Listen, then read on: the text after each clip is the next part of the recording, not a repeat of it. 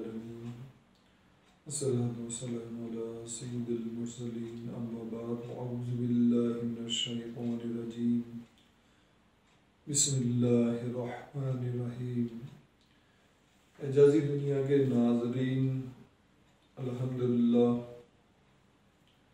आज भी मैं बहुत ज़्यादा कीमती और अजीम मालूमात दूँगा। जो लोग इस बात पर अमल कर लेंगे तो इंशाअल्लाह अज़ीम उनकी ज़िंदगी बदल जाएगी। इस बात का मैं चैलेंज करता हूँ इंशाअल्लाह। कामयाबी होशियारी से और होशियारी तजर्बों से। मसलन बदकारी, अहद शिकनी और ख़यानत दीन के लिए ऐब का बाइस है। क्या मैं और आप उस बंदे को फंड देते हैं, ज़कात देते हैं, फितरा देते हैं, गाय की खाल देते हैं या हज़ारों लाखों रुपए देते हैं जो बदकार बंदा हो, झूठा हो, ख़यानत करता हो अमानतों में, जो वादा पूरा ना करता हो, बज़ाहिर इबादत करता हो। तो इबादत करना कोई बड़ी बात नहीं, लेकिन 3 क्वालिटी होना बड़ी ज़रूरी है। तो इससे पता चला कि झूठे बंदा किसी कारोबार में भी कामयाब नहीं हो सकता। जो वादा खिलाफी करता है उसका भी कारोबार नहीं चल सकता। जो अहद शिकनी करता है उसका भी कारोबार नहीं चल सकता। जो अमानत में खयानत करता है उसका भी कारोबार नहीं चल सकता। ये होशियारी है। तो ऐसे बंदों से बचना चाहिए। इसी तरह हलाकत और बर्बादी, वो बंदे हलाक और बर्बाद हो जाते हैं जो गज़ब में रहते हैं, वो बंदे जो औरत की फरमाबरदारी करते हैं, वो बंदे जो नफ्स परस्ती करते हैं। कुरान में वाज़े आया है कि नफ्स यानी ख्वाहिश के पीछे ना जाना कि वो तुम्हें अल्लाह की राह से बहका देगी। बेशक जो अल्लाह की राह से बहकते हैं उनके लिए सख्त अजाब है, इसलिए कि वो क़यामत के दिन यानी हिसाब के दिन को भूले बैठे हैं। तो जो हिसाब के दिन को भूल गए तो उन लोगों के लिए शदीद अजाब होता है। ख्वाहिश जाहिर बात है, मैंने अभी बताया कि ख्वाहिश नफ्स परस्ती यानी ख्वाहिश पे चलना वो बर्बाद कर देती है।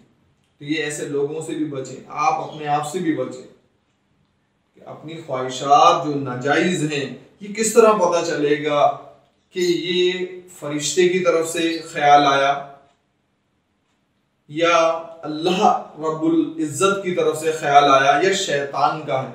ये इंशाअल्लाह मैं अगली वीडियो में ज़रूर आपको इसके बारे में बताऊंगा ये ख्याल हमें किसकी तरफ से आया, ताकि हम अमल किस पे करें। एक तो वाज़ेह चीज़ होती है, लेकिन हर ख्याल आता है तो जाहिर बात है जो ख्याल अल्लाह की तरफ से आ रहा है तो कितना मुक़द्दस बड़ी बात है। जो फरिश्ते की तरफ से ख्याल आ रहा है वो कितनी मुक़द्दस बात है, वो आम चीज़ नहीं है। तो उसे हम अपना ख्याल समझकर नज़रअंदाज कर देते हैं तो ये हमारी नादानी होती है या अल्लाह का रहम व करम फजल होता है कि ऐसी चीज़ें हमें पता चल जाती हैं। तो याद रखें, हिकायत वाक़यात अक्लमंदों और इबरत हासिल करने वालों के लिए होते हैं। नादानों और अहमकों को इससे कुछ हासिल नहीं होता।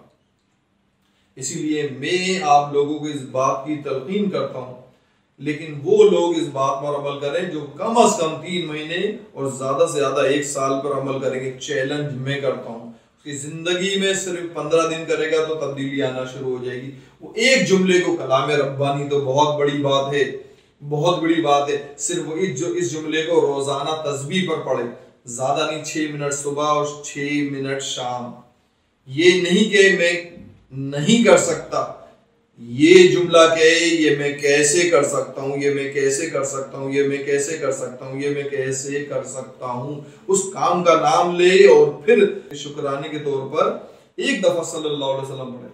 क्या कहे, मैं ये कैसे कर सकता हूँ सल्लल्लाहु अलैहि वसल्लम, मैं ये कैसे कर सकता हूँ सल्लल्लाहु अलैहि वसल्लम। इस जुमले को मुसलसल 6 मिनट सुबह करे और 6 मिनट मगरिब के बाद यानी पूरी रात में 12 बजे तक है। मेरा दावा है उसकी जिंदगी में इनकलाब हो जाएगा और वो जो काम सोचता था कि मैं नहीं कर सकता वो करने लगेगा।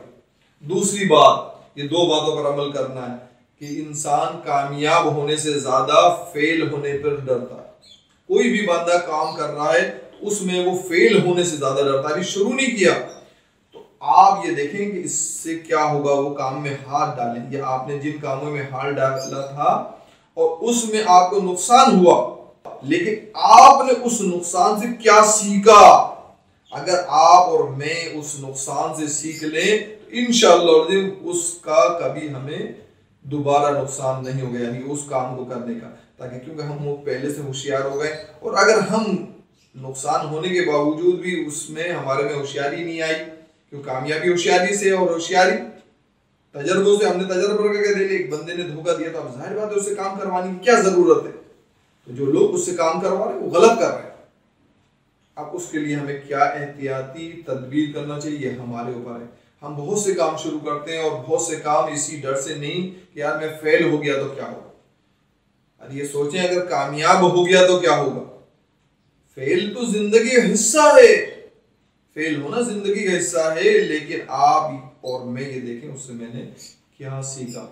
तो मैं अल्लाह ताला से दुआ है कि अल्लाह ताला हमें इन चीज़ों से फ़ायदा हासिल करने की तौफीक अता फरमाए।